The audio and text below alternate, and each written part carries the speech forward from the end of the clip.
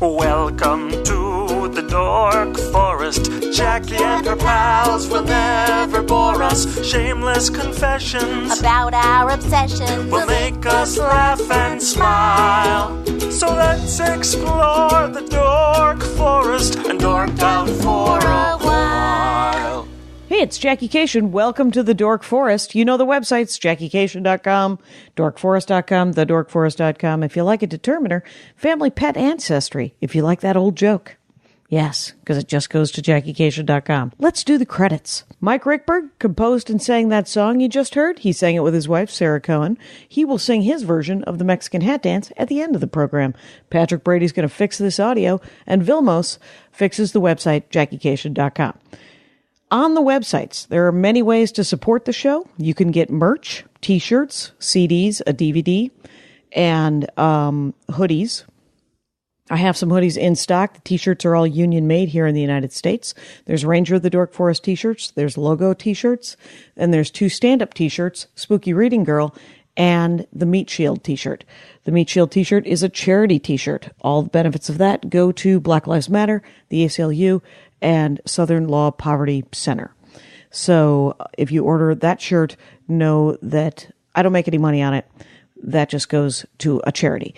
And the new album, I Am Not the Hero of This Story, is available like all the other albums and the CD, hard copies on the merch page on JackieCation.com. You can also get everything digitally, and you can get my DVD streaming at ComedyFilmNerds.com.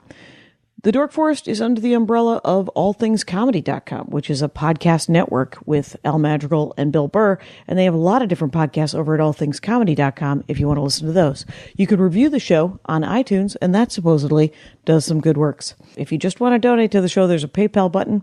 My Venmo is available. You can email me to ask me anything you'd like, Jackie@JackieCation.com. The PayPal has a new feature where you can donate monthly, because someone just did. It's amazing. I recommend $10 a month. That's what I recommend. But that's because I'm me, and I would receive that $10. I use it wisely on audio cables for live shows, and I occasionally pay a bill with it. So if you would like to support the show, just hit the PayPal button. If you don't have any money and you don't want any merch, you can do a passive way of helping out the show by using the Amazon banner. The Amazon banner and the Amazon link are on DorkForest.com and JackieCation.com. They just take you to the Amazon page. You order like normal, doesn't cost you extra, and good things. Good times are had. Any other than that, you also on JackieCation.com, you can check out where I'm going to be doing stand-up comedy. It's February, so I'm doing Minnesota, Acme, my home club. I'm Valentine's Day, I'm in San Francisco at Cobb's.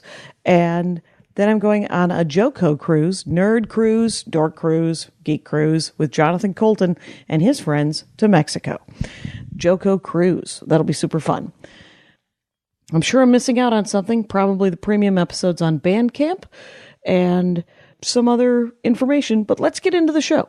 Hello and welcome to Minneapolis. I'm in that Marriott Town Suites I'm always in, and then I record some Dork Forests, and I'm with Stu Anderson, local dork luminary. How you doing, man? I'm doing all right. How are you? I am good.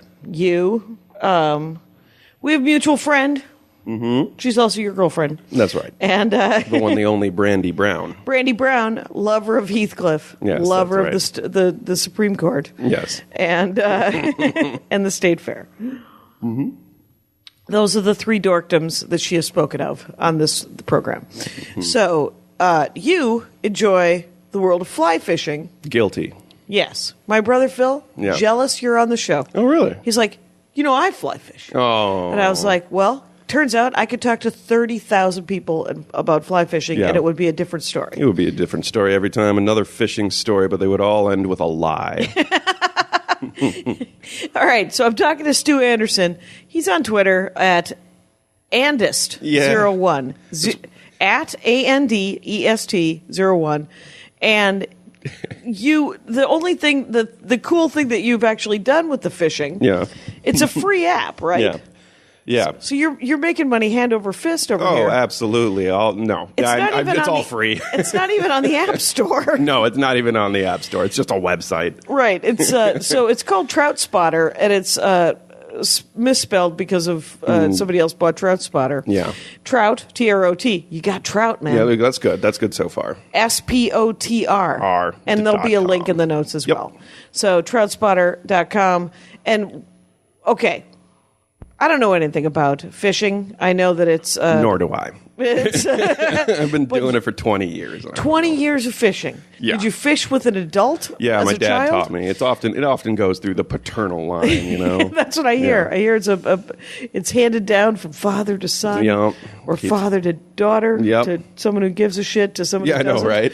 Yes. Well It's a played. tough one to evangelize. I'm a real hit at parties because that's what I like to talk about. Right? Oh, well, tell me about, well, so is it just streams? Is it freshwater? It's essentially it is essentially streams. Like that's pretty much where I like to go fly fishing. But I enjoy fishing of any stripe. But 9 times out of 10, I'm going to a secret area that no one knows about, and I'm regretting to tell you about them, called the Driftless region down in southeastern Minnesota. Okay. They're very small, very clear streams located there that are full of trout.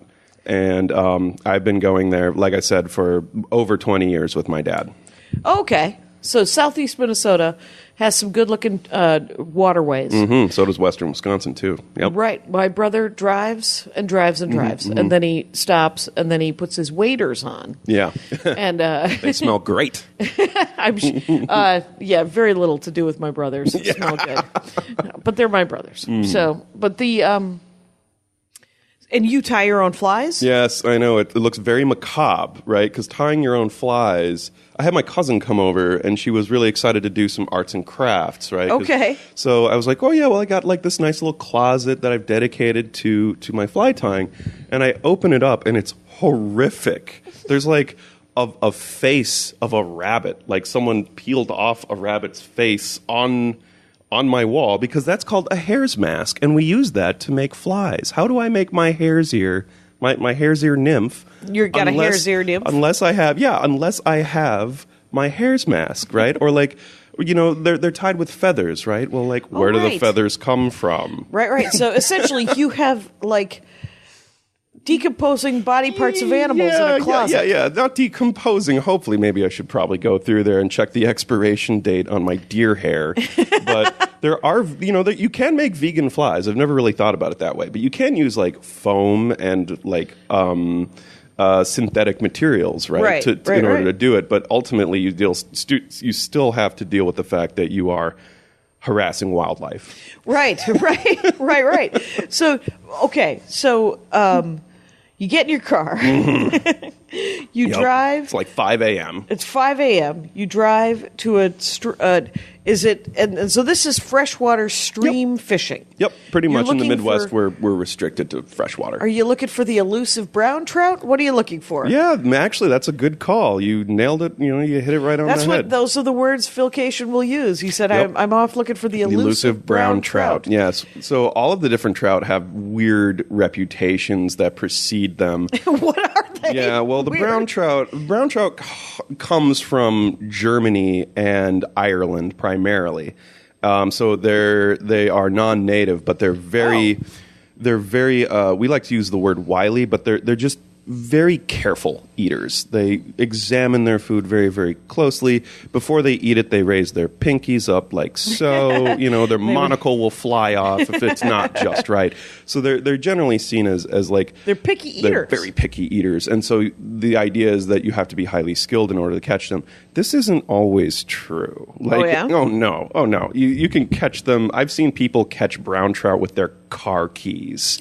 Oh, interesting. Oh yeah, they put on. They So they're tie a their dumb car. brown Yeah, they tie. trout. Yes, there's a bell curve, right? Just like in a classroom, there's a bell curve here. Yeah. So and you've also got rainbow trout, which are native to California, and those ones have a reputation of being exceedingly strong fighters. Okay. They're also called steelhead when they go into the oceans. They're called steelhead. Okay. And then over here you have brook trout, which are generally much, much smaller. And I'm going to get super dorky here. Please. They're technically not a trout. They're a Interesting. char. A char. Yes, they're very similar to Arctic char. And when they are in the fall, they're in their spawning colors. They are absolutely gorgeous. They're Wow. just beautiful, but they're generally very small. Like most What's of them the are name of about that in the size of your hand. What are the small ones called? They're called brook trout. Brook trout. So we got brook trout, we got brown trout, we got rainbow trout, which are called Arctic char once they make it into the saltwater. My ad. We're going to have an ad. Hey guys, it's me, Jackie Cation. We're having an ad at the Dork Forest, and it's another ad for Stamps.com. Stamps.com is on-demand postage. That's what it is. It's great if you have like an Etsy account or a small business like I do, where I sell merch through the merch page, and then I can just print my postage for any letter, any package right from my home or office, 24 hours a day, 7 days a week, when it's convenient to me.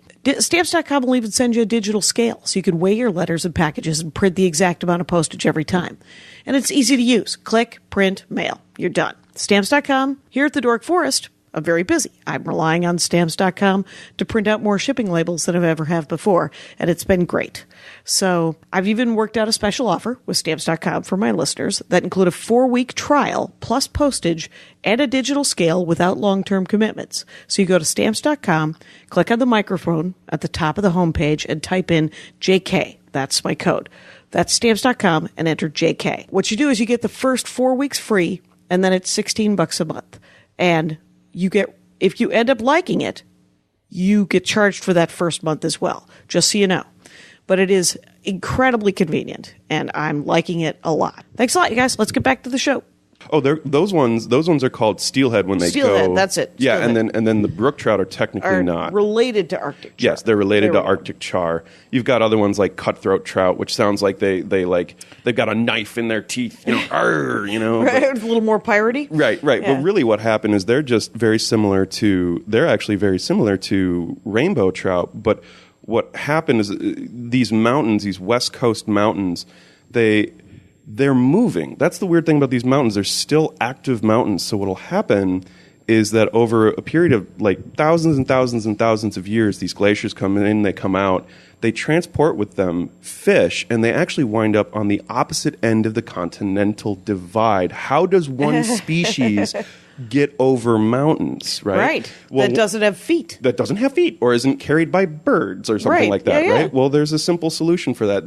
These are active areas, and they're not all. The continental divide is not always static, Right. Right. So these types of fish wound up in little basins, and they have undergone speciation, and so now Okay, so they get local. they get super local. So these cutthroat trout there's like 15 different species of Okay. them because they're all just like in tiny little pockets. Oh, right, Yeah. because they branched off They and branch started off their and- own start their school own systems. thing. Sure. Schools. Yeah, exactly. Yep. Wow. Gerrymander a little bit. Right, well, that'll happen. Mm-hmm. And so the trout that you get here in western Wisconsin and southern, Yeah. those Those are the three. are the three. Okay. Yep. You got, and then once you get out west, you've got your cutthroat, and you might also find other types too, but mainly here we are the three: the brook trout, the brown trout, and the rainbow trout. There you go. And so how did the rainbow trout come with the This glaciers? is a great question. Yeah, that's a really good question, and that one is actually there's a whole book about that. There's What's a book that about book the rainbow. The link will be underneath on Excellent. the No name worries. of the name of the book. But the rainbow trout is notorious for being highly stalked by humans. And when I say stalked, I mean both homonyms. I mean stalked as in we stalk it like quietly and carefully. Yes. But it's also stalked like we take it with us and put it in places where it didn't want belong. more of those. We want more of those. Right, So they're 'cause we're gonna all- wanna eat those. Yes. So they're all over the place. We in southeastern Minnesota, it's extremely difficult for a rainbow trout to actually take root and take hold and become a part of the population naturally. So we have to keep stalking them over and over. So that's why even catch and release anglers will often pocket a rainbow trout because it's basically a swimming version of what you find a cub. Okay. Right? Oh, Yeah. at the Cub Foods? Yeah, the Cub Foods. Yeah, Over at the exactly. Cub Foods shed, that's our local that's the grocery store Minnesota you go. grocery store down there. Oh, yeah, you know. Grapes, it's nice. Oh, it's And so, okay. So even catch and release guys might keep a rainbow just keep a because rainbow. why not? Why not? There's no effect to it. It's right? not. They're not going to last because No. they shouldn't be. They shouldn't be around. But up on the North Shore or the South Shore, if you are in Wisconsin, Okay. for Lake Superior, they do grow there, and they are they have latched on, and they can reproduce. We refer to them as steelhead, but the West Coast takes considerable umbrage to that because recall that steelhead go to the ocean. That's right. And we don't have that. So what we have technically, at best, are what are called lake run rainbows. Okay. And there's a whole lot of drama about it. And you know what? I'm not about that drama. I'm not about it. There seem to be some fishing snobs in the world. I know what. Yes, that is true. But our state government refers to them as steelhead. So that is Okay. technically the law. That's the law. That's the license you have to Yep, get. That's it. So you have to get a fishing license, Yes, though. You can't just absolutely. dash off into the woods and grab a fish. I suppose you could, but what we're trying to do is do conservation. The idea is that by buying a license, you are allowing to conserve the resources that we already have. Now, Okay. I don't know You're about acknowledging, essentially, Yeah. that you're part of this whole system. Yes. There are species of fish where I'm kind of like, well, I don't know, man. Do the sunfish, are the sunfish okay? Can someone just go? I don't know. I've got contours to it, but the way our laws work in Minnesota is, you opt in, you conserve, you buy a license. Right. And how much is a license? License is typically, for residents, you'd be about $20. I think it might For be the year? For the year. Yeah, if I recall correctly. And then There's no reason not to buy a license. Well, Fine $20. Yeah, the thing is that the kids, though, the kids that they're playing the video games. By the way, I love video games. I really do. Sure. I stayed up until 2:00 playing a video game that was re-released last night. But these games are like $60 a pop, right? Yeah. And that's what kids love to do. So people are buying video games, probably several every year, and the license sales are starting to go down, right? And so this is how do we help people go fishing for the first time? Because it's it introduces a lot of anxiety, right? And how do you convince someone, hey, you want to wake up at 5 a.m. tomorrow Right. and go driving and put on smelly waders and seek the wily brown trout? And you don't have a pole. No, right. And then you have to buy a pole. And And there's a whole lot of other stuff that's going along with it. Yes, it's an expensive endeavor sometimes. To right? initiate, right? To just walk into it. It's a, what do they call it? A high learning curve, right? A steep learning curve to this kind of thing. Yeah. So what I tried to do with I'm sorry, I'm talking about my website, but the Trout Spotter thing. yeah. What I tried to do with that thing is there's a lot of anxiety, right? A lot of these streams in southeastern Minnesota go through, say, state parks, state forests, what are called wildlife management areas, public land, right? That goes through public land, but a lot of them go through private land. Right. And a lot of that private land, though, has what's called easement, which means that the government doesn't buy the land, but they do buy rights. You can go fishing there, right?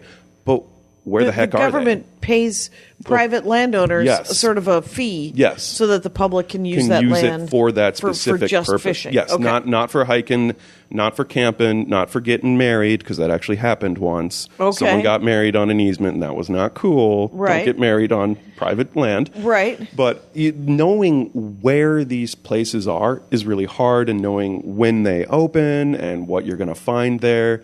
That's really, really tough. So I tried to make a website that makes it easy for people to make safe and legal choices when fishing. Okay. And that's it. And That's it's all free. It's all based off of public data, right? And so Trout Spotter, is it an app or is it just a website that...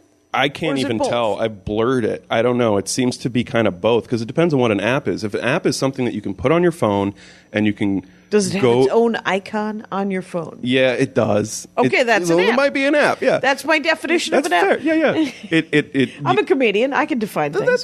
You can. The language is a plastic thing. Sure. Um, It's malleable. The idea is that It works offline. So as soon as you download it off of the internet, it remembers. So you could go all the way into southeastern Minnesota, down some valley where you have no reception. And what you have gotten, it remembers. Okay, right? yeah. So, and it also has GPS and all this other stuff. So what you can do now is you can look at this map, and what you're looking for is blue means it's a trout stream, right? Okay. Good so far. Right. And then green means it's a trout stream and it's on publicly accessible land. Okay. Yeah. So now and then you push that GPS and you get a little dot and you're like, well, am I on the green? Am I in the green or do I need to ask for permission? Oh, right. And do you have to, when you use an easement, you're supposed to check in with the local? You could. It's allowed as long as you know what the overall, it also has the regulations so that you know if you're in season or not, right? Okay. You know what? It's a good idea to talk to landowners. It's a good idea to waive. But like sometimes the landowners aren't even living on the stream. Right, You know so what I they're mean? not even going to be there. Not even going to be there. But it's always a good idea to waive. Yes. Just in general, it's always a good idea to acknowledge that you have seen each other. Yes, absolutely. It's also a wonderful idea to bring a plastic bag with you for trash. Oh, yeah. Police your brass, people. Yeah. Pick up your nonsense. Yeah, pick up your nonsense. Yeah, we live by a high school. Yeah. And so the 15-year-olds who don't want to go home lean against our garage and for hours. Mm-hmm. And Andy, my fella, is like, I don't care if they're there. I just don't want them to litter. Yeah, just and don't I litter. said, just go talk to him. And he's like, yeah. And so we went and he was like, you guys could stay here for as long as you need to, but just pick up all your garbage. And they were like, okay. Oh, and literally, sometimes they're drinking, sometimes they're smoking pot. Oh, yeah. Most of the time, they're sitting next to each other silently, staring at their phones. Yeah. Oh, yeah. So beep, boop, beep, boop. It is. I was 15. I didn't want to go home. Me too. Right. So we all just remember cut some slack. Yeah, cut and some slack. so definitely the littering is huge. And then, so what is the season? Yeah, the seasons. So like for the seasons for it always gets complicated because like some places, if you make a website, you need to make the computer understand what you're telling it, so that when someone goes there in January, it'll tell them the correct thing, which is it's winter and it's winter regulations, right? Okay. Right. Winter regulations mean catch and release in southeastern Minnesota, and there's some like you can't keep anything basically, right? And then there's you can go fish. You can go fish. I mean, it's February almost, right now. You know, it's like how cold is it outside? 2 degrees. Yeah, right now? You can. Right. And is that pretty much true any season? That is for the most part true almost any year. If you're willing to release it, you can pretty much go fishing. That's actually not a bad way of thinking about it. Let's go through I'll give you the very brief rundown for an entire year of 2017. Please. January 1st to I think it was April 15th, catch and release, right? Okay. So that it's extremely cold for the most part, but catch and release. And then what happens is harvest season starts on I think the second half of April, and it extends to mid-September. So like the summertime, go ahead and harvest. I think you can keep 5, not 1 over 16 inches. Okay. And this is for the most part, right? And then... Wait, if they're over 16 inches, you can't keep them? You can keep 1. Oh, you can have 1. Yeah. Okay, so if you catch something huge... Yeah, you can have one, it. but not 2. Okay, right? Fair enough. And this is where the regs get a little bit tricky, right? And I'm just speaking of southeastern Minnesota. Then what happens in September? I think it's mid-September to like mid-October. They're like, LOL, catch and release again. Like we're back to the catch and release. Oh, okay. And then from mid-October on to December 31st, it's like you can't fish. It's like closed season because the fish have spawned, and we want to stay off of their spawning spots so that they can actually grow, and grow again. But there are also these weird exceptions to like little sections of streams that are considered like really important, where it's like, no, this is catch and release all year, right? Or okay, so you can find a place to go legally fish any day of the year, pretty much. Yeah, and that would be places like that would be places inside of state parks. So if you're looking for opportunities to go fishing almost all year, with very rare exceptions, the state parks like Whitewater State Forest, Beaver Creek, and why can't I think of the other? Well, you can look them up, Right. But so they're out super there. specific to Minnesota is what the Trout Spotter is. Well, so far, but now Right. I've also talked to the Wisconsin DNR and to the Iowa DNR, and I just expanded it open to Wisconsin and Iowa, and this is a Dorkdom exclusive. Dork Forest exclusive, you guys. Yep. This is a exclusive here, but I'm working with someone in Idaho who works for the Forestry Service on climate change data for trout, and I was able to get temperature readings for all the streams in the Rockies. Oh, wow. All of them. So now I actually have the ability, and I don't think anybody's done this yet, I have the ability to pull in very accurate temperature data for all of the Rockies extending from New Mexico all the way up to Washington. And I'm working my butt off with my full-time job trying to get these things out there for 2018. Wow. Yeah, so like that means not just Wisconsin. Can I do the exhausting list? Yeah, I'm going to do it. please. Here we go. Okay, so that means we don't That's just what it's have for. Minnesota, Wisconsin, and Iowa. That means we have New Mexico, Arizona, Nevada, California, Oregon, Washington, Idaho, Montana, Wyoming, Colorado, and Utah. Really? Did I miss any? That sounds pretty thorough. Yeah. I don't think the and Dakotas. South Dakota. And South Dakota. South Dakota? Yeah, Okay, it 'cause has the Black Hills? It has the Black Hills. You got Okay. it. They had that too. They had that too. So Yeah. what you got is and the temperature data is for what? The Is to- temperature, yeah, that's a good question. So the temperature data is like based off of these stream gauges that the U.S. Geological Survey has placed all over the United States. Okay. And so now, like, water is extremely important, especially on the West Coast, because it's dependent on snowpack. Yeah. One year it could be good, the next year it could be bad, right? Yeah. And so, like, we have invested blood and treasure into making sure that we know how much water we have. Right. And so we are taking that data, and I had like this Forestry Service scientist would know more about it than I do, but we had not only the temperatures, but also how much flow is estimated based off of all of the previous records. Okay. And so by combining not only temperature but also flow, right, Yeah. like how much water is coming through, you can make a pretty good estimate as to whether or not you're actually going to find trout here. Right? And so you take those two things together.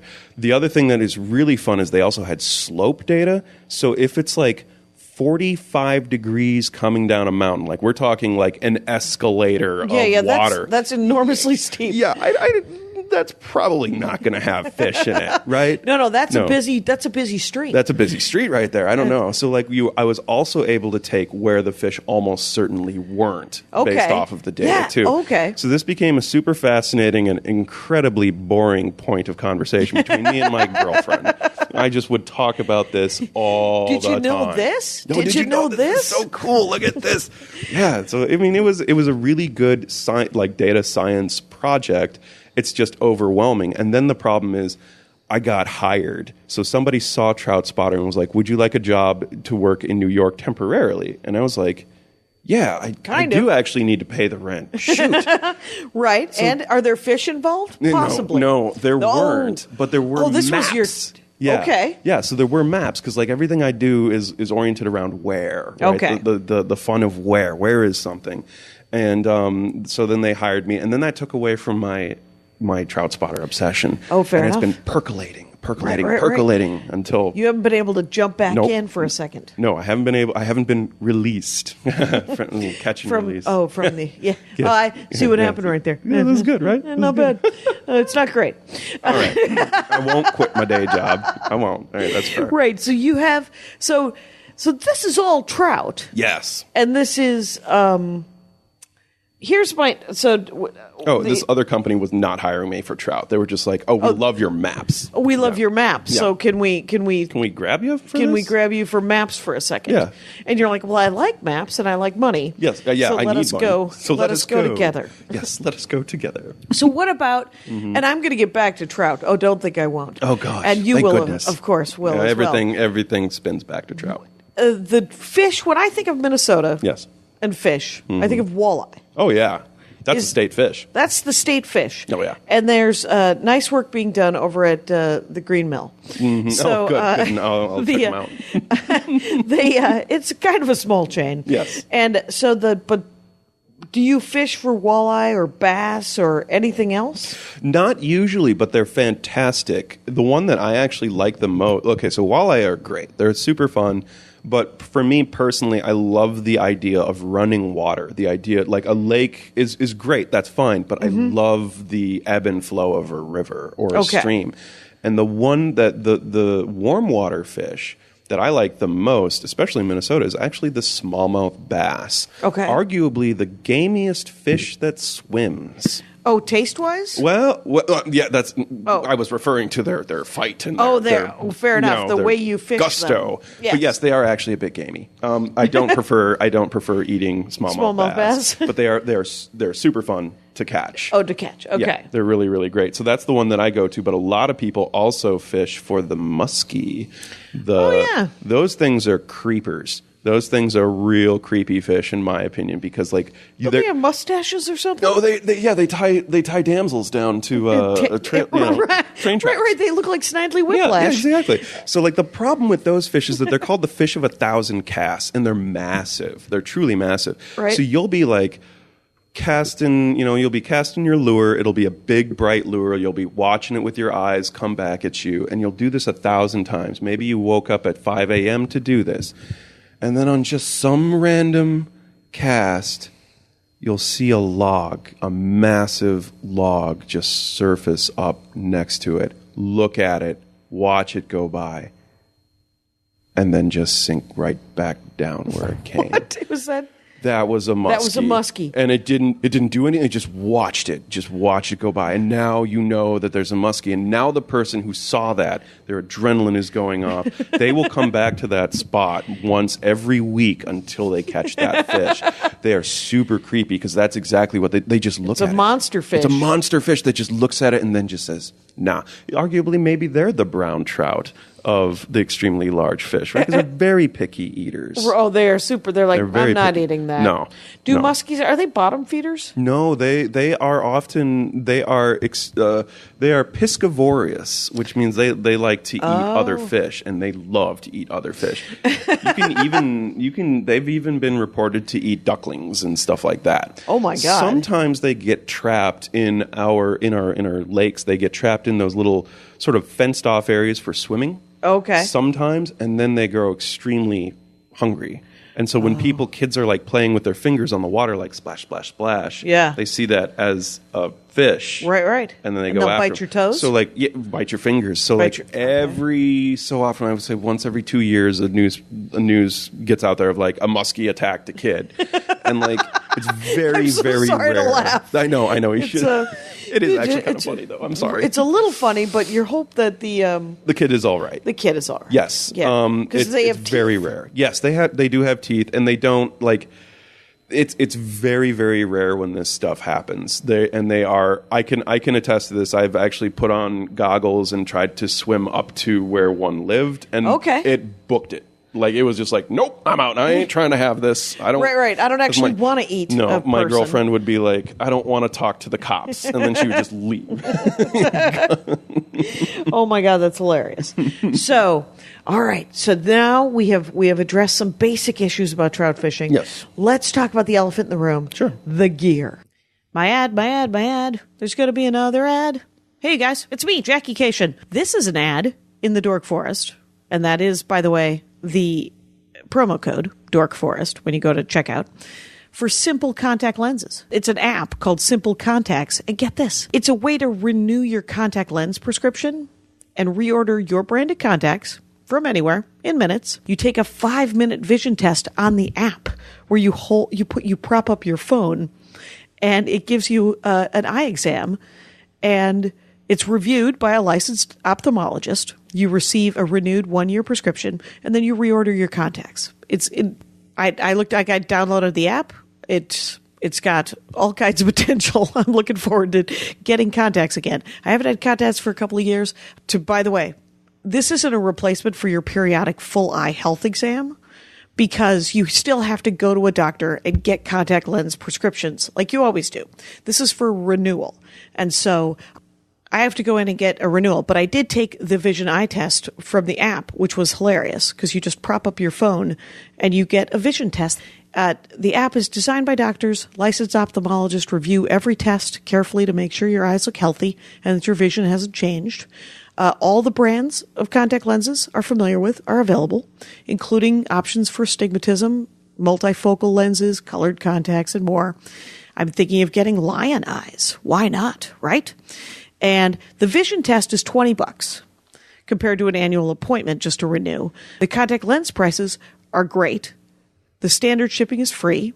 And right now there's a promotion for Dork Forest listeners. So what you do is going to simplecontacts.com/dorkforest or enter the code dorkforest at checkout, and you'll save $30 on your order of lenses.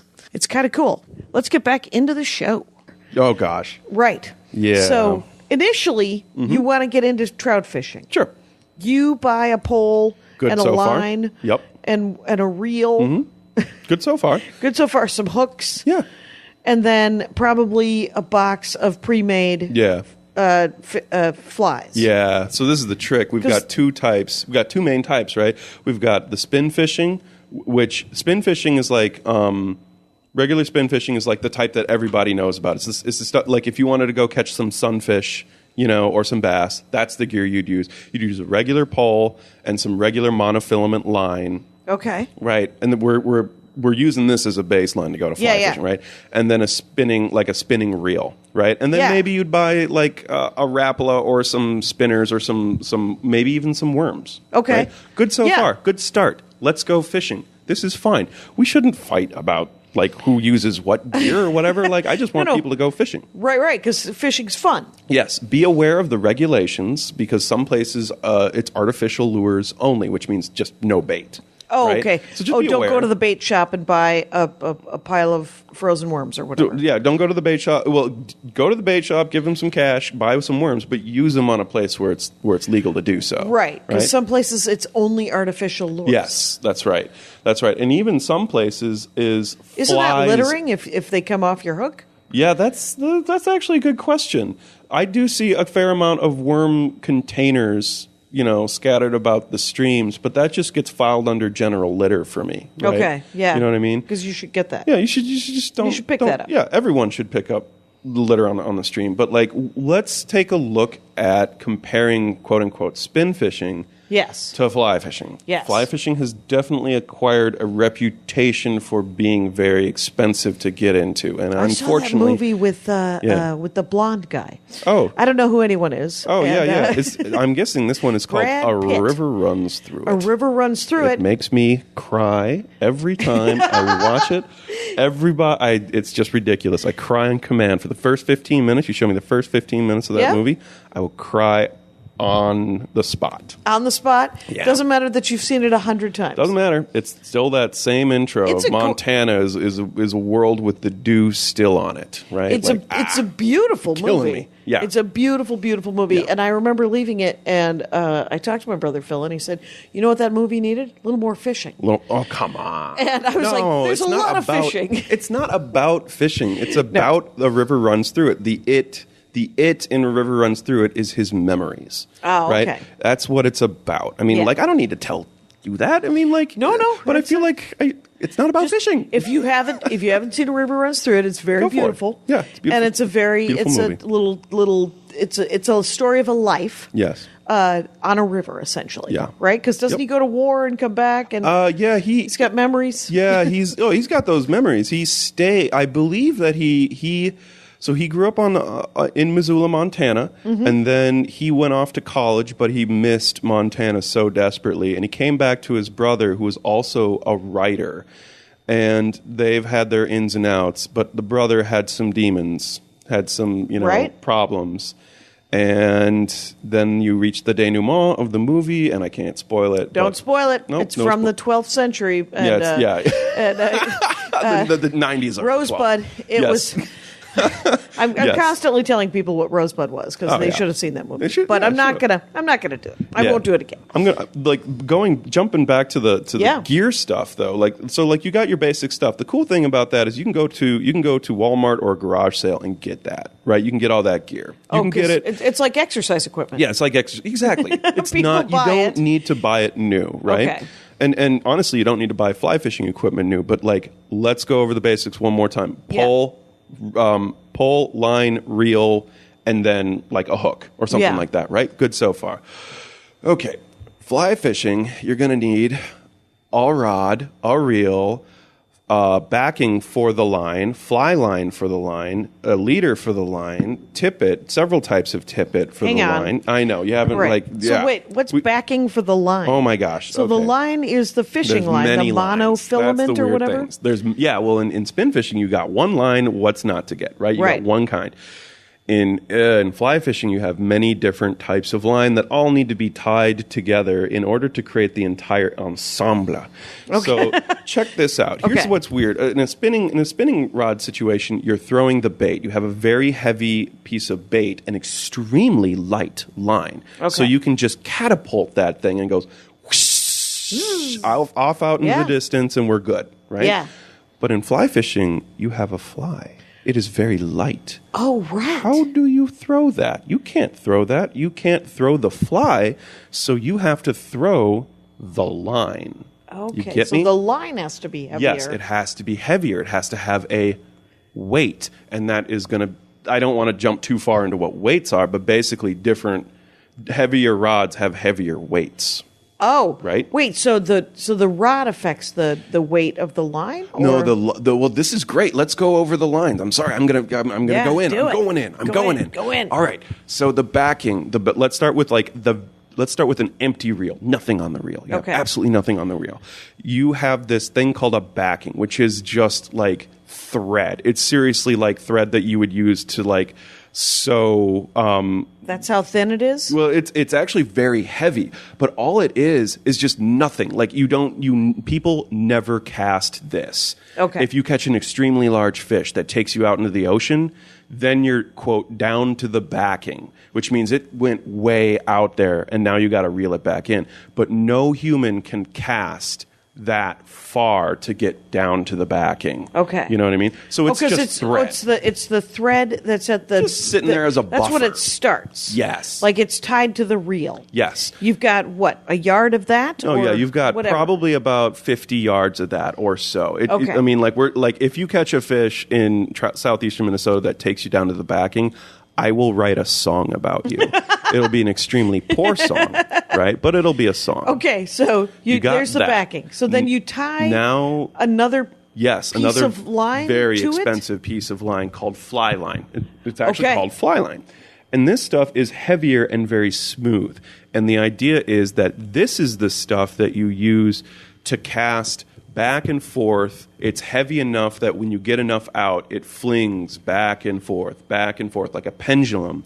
And if you watch a YouTube video of someone fly casting, you'll see what I mean. Yeah. You can see the rod heaving to pull the line through the air and fling it the other way, and then pull again to fling it the other way. Okay. And the idea is that the heavier it is, the heavier the lure you can throw.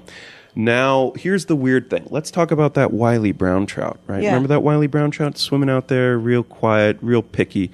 You have this extremely heavy line, and let's say that you just attached a fly to the end of it, right? Yeah. Plop, kaboom, right in front of its face. It lands with no delicacy, right? Mm-hmm. And the fish freaks out and runs the other way. Right. So somehow you need to transfer that momentum, that like power, and taper it down to like a featherweight, right? Oh, 'cause it's gotta land like a fly. Like a fly on the surface of the water, right? So you have this extremely heavy line on one end, Yeah. tiny little delicate fly on the other. How does this work? What happens is it goes through a leader, and the leader is thick at one end, and it gets very, very thin at the other.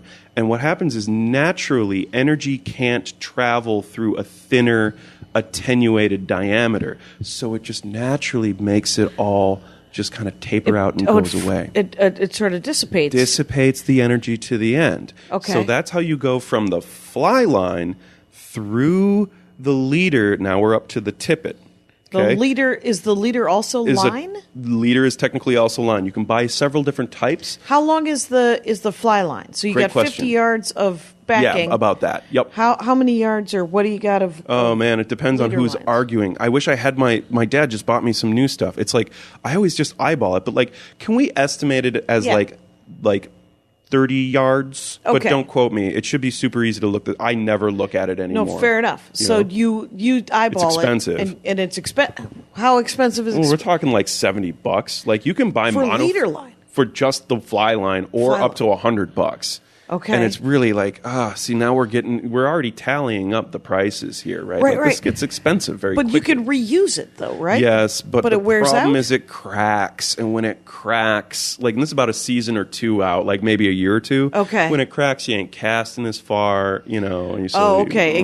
It gets all it wears crusty out. and, Yeah, because it's going in the water, out of the water, wet, dry, and it's made of metal. What is it made of? It's made of plastic now. It's actually Okay. made. So it's actually it's coated in plastic. It's like extruded. yes. But think so. extruded metal Yeah. and then coated in plastic. No, or- it's like just a regular thread that they dipped in plastic a bunch, and Okay. that gave it like dipping a candle Yeah. thing. You know what I mean? So Except it's- it's made out of pliant plastic so it's cotton or wool in or the very middle. Yeah, Yeah. some kind of material, maybe even nylon. I don't know, but Okay. it is actually like a legitimately extremely strong kind of thread. Right. And then you dip, and then it's then it's coated, coated in many plastic. different times in plastic that makes it very smooth. Aha. And depending on how many times you coat it, it gets heavier.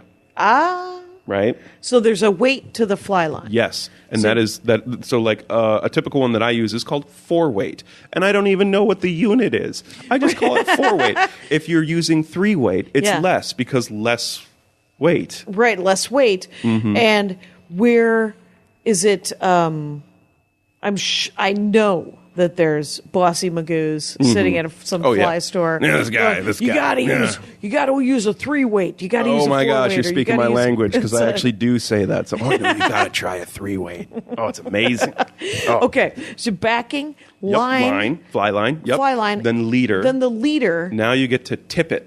So leader is how long is the leader? Wait. Great question. 9 feet is a good one. Okay. Now we're getting into my area because this is the part that I always look at all the time. Okay. You know what I mean? Because it's the part that I actually have to deal with. The backing, I put it on once. I forget about it. Right. Right? The fly line, put You it on use it once till- every 2 years or so, And then right? you use it until it breaks. Now and the then you get leader is here, and that's the stuff I'm always futzing with. That's the business end. so to Okay, speak. because is that heavy? Is that not heavy? It's pretty light because you want it to be light. You want it to land upon the water in a very light manner. Okay, so the fly line is the main weight. Yes, that is Okay. where the work happens. Okay. Right? And then the leader plays the diplomatic role where it has to make the two nations sort of get along, you know what I mean? Okay. And then you've got the leader, and the leader is the part that's very similar to the monofilament. If you've ever actually fished with a fishing rod, you've seen that clear line that they use. Yeah. That's basically tippet, except we get super thin. We get like real thin. Okay. Yeah, so like now remember what I told you about weights going up where they get heavier as you go up? Yeah. In tippets, they get thinner as you go up. Why? Reasons. No one knows. I don't know. Right. So someone's creating some sort of. Yeah. Okay, so you got backing, Yes. fly line, Yes. leader, Yes. tippet. Yes. And then you've got fly. Oh, but okay, so now we get into the intricacies of tippet. You can have a very thick tippet next to the leader and then tie on another piece of tippet after your tippet that's thinner. And then maybe if you're feeling really nasty, another piece of tippet after stack that your piece tippets. of tippet. You could stack your tippets Stack down. your tippets. Stack and, your tippets. So tippets are another part of line? Yes. They're more They're fishing more line. stuff. They're very close to the fishing line that you and I are familiar with. Okay, right? and like then- super, and then And you that's get to also your super fly. light as well. Yes, and it gets Because- super thin. And it gets lighter and lighter and lighter so that the fly can land and look like a fly. Look like a fly. So now by this time, you can now tie on. Remember the fly? Does anyone remember the fly? It's hard we to were fly remember the fishing. fly. Yeah, we were talking about flies. We were talking about fishing. Yes. So now we get to the fly. And now you can finally get that fly in front of that fish, and you throw it just perfectly. It's just going right where you want it, and it snags on a tree, and it snaps off, and now you got to retie your tippet. Oh. And this is what we do for fun. Right. We wake up at 5 a.m. to do these kinds of things. So it's got to be like a bit of a workout, shoulders and arms, right? Yeah, a little bit. Yeah. Because you're.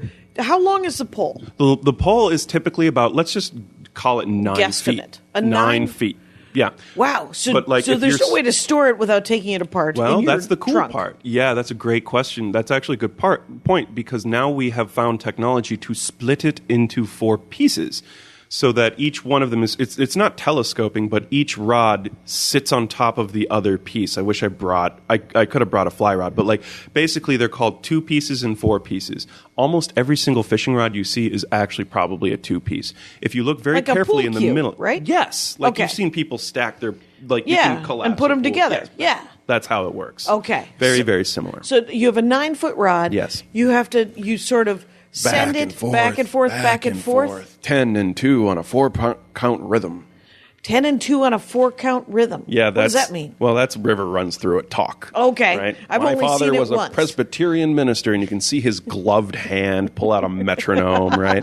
And 10 and 2. So the idea is that there's a clock, right? Okay. And 12 o'clock is pointing straight up at Yeah. the sky, like we're talking like poo, right? Oh, 10 and 2. 10 and 2. Now it's on a 4-count rhythm, which means instead of going 10, 2, 10, 2, 10, 2, you do 10, 2, 10, 2. Oh. 4-count rhythm. 4-count rhythm. And I clap on the 2s and 4s. Right. Yeah. And so and that makes that's awesome. And you have a very nice voice. Thank you. Now, as you go back and forth, you're gaining momentum Yes, you're trying to get it farther and farther. because you want to send the fly as far away from you Yep, to the fish, to the fish. who is extremely scared. And if they see you, they'll be like, I don't want to be here. I'm out. Right. Right, so you have to be sneaky, quiet. And so far away. Yes. So far away. It's a heck of a workout. Yeah, it's well, I don't know if I call it a heck of a workout. People who probably do like P90X would be like, yeah. Right. Well, you have to hike to a stream. Yes, you do. with That's all it. your stuff. Yes, you do. And then you do your 10 and 2 with Yep. the flipping of the For like 5 hours. You for know, 5 for a day. hours. For a day. For right? a day. Yep. Will you go fishing for a whole day? Oh yeah, I go fish. I've If you hiked leave out at 5. Yes, 5 a.m. I've gone out to places where I've actually camped with a tent, you know, and just Right. like fished until dark, and then as soon as I woke up, I was fishing again. And the hardest part about that, I would say, is every time I caught a fish, I would turn my head and say, "Did you see that?" No, I was alone. Right. I was fishing by myself. I like to fish with other people. You know what Okay. I mean? I Yeah. like to go and work with other people. One person watches, plays navigator, sort Right. of, right, or encouragement or coach, and then one person catches the fish. Then Okay. you swap out. Oh, you swap out. Oh, okay. Yeah. So there's buddy fishing. There's buddy fishing. I prefer that. It's I know that Phil likes to hire a guide when he goes to Yep. someplace new. Yep, that's a great idea, because you get a guide. Now you have you learn more from one guide than you would in 2 seasons of fishing by yourself. Right. And it's someone to hang out with. And it's someone to hang out with. And then that Absolutely. person makes several $100s. Yes. As far as Yeah. I could tell. And the whole world goes round. And so let's get back to the fly. Yeah. Now you've got tippet, Yes. tippet, Yes, or one yes. tippet, Yep. and then fly. And then fly. Oh, but What's you can a- attach a fly. You can How many attach more flies are tippet. there? Yeah, you can attach more tippet to the end of your fly. So you tie on a. So now fly you and then more more tippet? tippet and then another fly. What? Oh, two flies. 2 flies. What? 2 blow my flies. mind. Yeah, no, this is insane. It's yes. okay. So you make a fly. Yes. This is what the winter months are for. I'm Yeah. told. To sit in a basement In the basement. and listen to the radio. Nursing And- a whiskey. And what's the whiskey about? What's just well. because it's boring? Yeah. Oh, yeah. Just you because it's break boring. it up. Oh, yeah. Well, or it's stereotypical. You know, in olden times, it might have been a pipe, but I can't.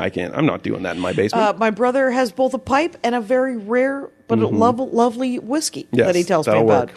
That'll work. That's why I mentioned it, Yeah, because he's he speaking just my language. mentioned a whiskey, but he smokes a pipe because of Gandalf. Oh, my gosh. He's out of his mind. Yes, that's I fair. love him dearly. Yes. So, but he's down there, and there's some sort of the clamp thing. Yes, the clamp, what's called the vise. Yeah, he's got a vise, and then he's got a pokey thing. Yep, pokey thing with the hook on it. With a hook on it? That part is actually called the vise, by the way. The clampy part with the hook. Yeah. That technically is called the vise of the vise. And then he's wrapping thread on this hook, like adding a feather or on a it. part of a feather or part of a face of a rabbit. Like a rabbit. It's or very a cat. grim. Not Nope. a cat. That would be rude. That would be rude, but I have seen people use cat's hair, but they insist that they just pluck it, or like had it around, or it was a hairball or something. Right, It's normally a novelty. Right. Yeah. And so there are tiny flies, and there are large flies. Why? Very large flies. Why? What kind of fish is checking out a large fly? That's a a great muskie? question. A large fly would be a muskie, large fly would be a bass, but a large fly would also be a very large brown trout. Brown trout typically, okay, so let's talk about these tiny little flies and the stream. So let's say you're a fish, you're a cold water fish, and you're swimming around in a stream. How big are you as a fish? That's a really good question. Let's start with 6 inches. Okay. Just a normal. So you're a small little fish, and someone says, hey, here comes a fly. Would you like to eat it? And you're like looking at that fly. You're like, yeah, I want to eat that fly. That's a lot of calories. And then you go to like 9 inches, and then someone gives you that same Happy Meal-sized cheeseburger, and you're like, yeah, I'll eat it. I'll eat it, right? And bear in mind, you're swimming upstream literally forever, right? That is the life of a fish. That is the life of a fish in a stream. And then somebody gives you another fly, and you're like 12 inches now, maybe 13 or 14. You look at that, and you're like, actually, I'm just going to eat the fish over there that's going to eat that fly. So now your diet changes. Right. Now you start eating other fish. So if a trout wants to get larger than, I think it's like 13 or 14 inches, and I'm not saying, like, if a trout is ambitious, they will start eating other fish, other trout. Sculpins is a type of forage, by the way, like a minnow kind of a thing.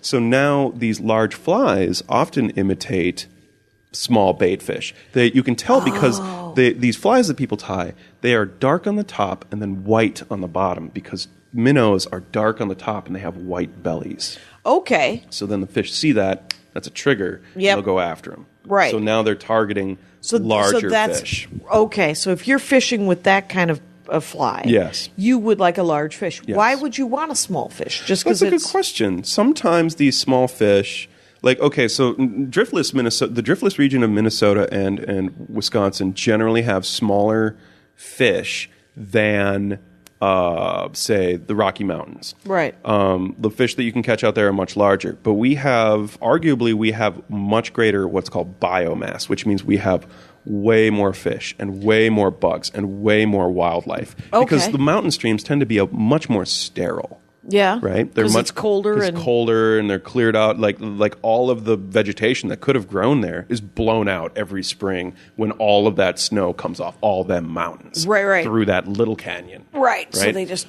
scour it. But what can be really fun, exactly. So what can be really fun about a smaller fish, though, is that if you're fishing in close quarters in a small stream, you have to be very precise and very careful. And if you present it with a what I would call a high degree of skill, although there are many different types of skills. Sure. Right. But like if you find a fish that's rising rhythmically every 30 seconds just under that branch, and you're like, oh, I want to catch that fish. When you finally throw your line just right from, fly line to leader to tippet, you got it, to a small fly. Perfect. And you see them rise and inspect it and then accept it. Right? Yeah. You see the ring and you pull. When you pull and you catch that fish, it doesn't really matter to you that it was 9 inches. You know what I mean? It's just like you accomplish this thing. Because you're studying the stream before you start flying. Yeah. And so it feels like you've solved this problem. Right. You're like, there's a fish far away. Yeah. Do you use binoculars, or you just have really good eyesight? Oh my gosh! I have terrible eyesight. Okay, that's why I got these huge glasses on. But my dad is also a giant dork, and he loves birding too. Okay, so what he does is he brings his binos everywhere, and I was amazed by what you could see in the water if you just use some binoculars. Yeah, if you carefully look into the water, you can see all these great things. Plus, this is a cool technique that you can do with binos. You clean the lens of your phone, right? The lens of your camera on your phone, and you just hold it up just ever so delicately while it's in camera mode to the binoculars, and you can get amazing telescopic photos with the binoculars. Oh, okay. It's incredible. It looks really weird, Yeah. right? Like you look like a weirdo, but you get great photos. So next time you have binos and your phone, Your cell phone, yeah. yeah, go ahead and just hold the lens up to the lens, right? Yeah. And just get that shot and hit that button. You'll get a great shot A great shot from far away. from far away. Because the zoom doesn't work on a phone. Not so 'cause well. It's lame. You got 2x zoom. That's cute. Try 8x, right? Right. So you're studying whether it's as far as you can see, Yeah. or if you have binoculars. Yeah. You're studying the surface of the stream so that you can see this pattern Yeah. of the fish. Yep, and also you're overturning rocks because maybe there are certain types of bugs at that season in the streams. Like you reach into the stream and it's cold water. Yeah. I know, and you like find this muddy rock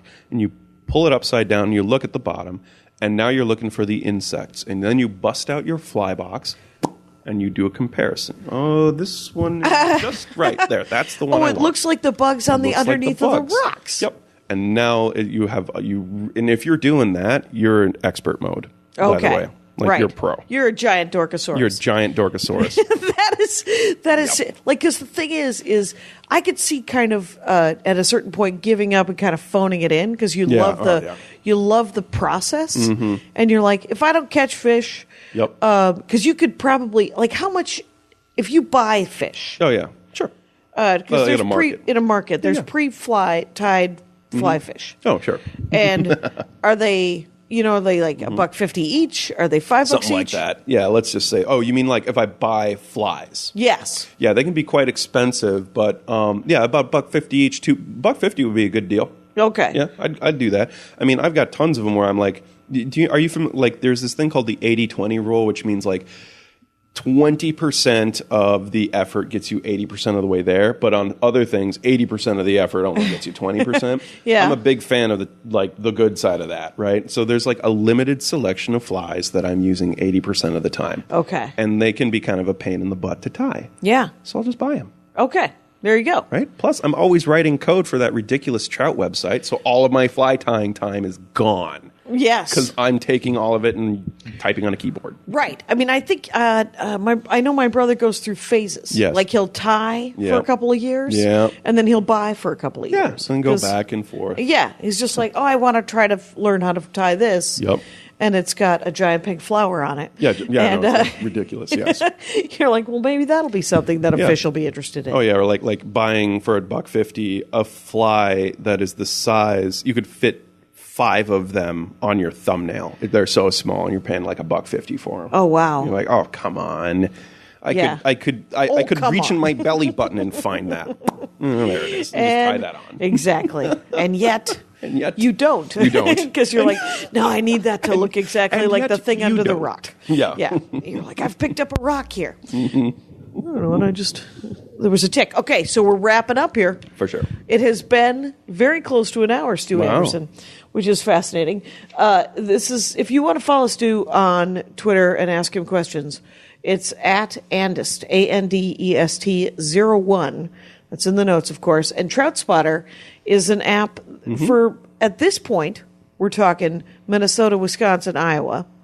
And it's TROT, like trout, and then spotter, SPOTR, because of people having Taking other names. things. Yeah, taking names, writing down things. So, what's a good, like, if you want to, because I know that also that my brother reads a lot of Yeah, yeah. books about Yep, fishing. absolutely. Do you read a fair? Yeah, there's You ever- I read a ton of books, but I've only found maybe 3 that are absolutely worth reading, and they're all short and they're all small. The Well. smaller the book, the better. And especially, are they nonfiction about fishing? They or are nonfiction about fishing, and the best one that I can point to if you want to get into fly fishing and have a good time doing it Yeah. and just cut through it is a fantastic comic book called Curtis Creek Manifesto. It's absolutely unrivaled. It was made by this maverick illustrator, hippie guy that liked to fly fish and rock climb and drink a lot. Yeah. And he's so like, So he's got that Hunter S. Thompson, but with fly fishing. Yes, and it's all illustrated, and it cuts right down to it. Did he do the art as well? He did all the art. Okay. Yeah, and it's you can clearly see it's a work of passion. Curtis Creek Manifesto. Okay, and then do you remember any of the others? Or Yeah, there's another one called The Little Red Book of Fly Fishing, and what that one does is just a very small series of pro tips. Each one a paragraph long. There's no like, one time me and Wendell went down to this stream with this famous guy and we caught these fish. It's just like, maybe you should get good at using 5X tippet instead of 6X, because what 6X is going to do is it's going to cover up your mistakes. If you can't catch that fish on a thicker tippet, then you need to work on your cast. All right. And there we go. And is there a way to practice casting not at a stream or while fishing? Yes, absolutely. You can do so. I would not recommend doing so on a road or on dirty ice like I used to, because that will just destroy your line with salt and grime and grit. Yeah. But what you can do is going to a lake during the summer is a fantastic way of learning how to fly fish. You just wade out into that lake, and then you cast parallel to the shore so that you don't cast into the trees or people behind you, right? Oh, right. Parallel to the shore, back and forth. And that's probably the easiest way to learn how to cast. Okay. It takes a long time to learn to cast. Right, and it's probably something that you never, like, by the time you get really good at it, you're still hanging up on the you're trees. 75. Yes. And you're like, well, I've lost my strength. Yes. And you're like, I'm screwed. Maybe the real casting was all the flies we lost along the way. Stu Anderson, this has been fascinating. Brandy Brown, right again, yes. it turns out. Good for her. Yes. And as people, usual. Check out Trout Spotter if you want to check out Trout Spotter. Absolutely. Which is a classic end to many a dork forest. Check out the thing that you just listened to for an hour. Oh, please. If you were interested in. Thank you so much for doing the show. No problem. And Rangers, you know the rules out there. Take care of each other. My hat, my hat, my hat. They're dancing around my hat. My hat, my hat, my hat. Well, what do you think of that? If it looks like a Mexican hat dance and it sounds like a Mexican hat dance, it's most likely a Mexican hat dance. So take off your hat and let's dance. Yay! Oh my God. Why don't we just call that as the end of the show?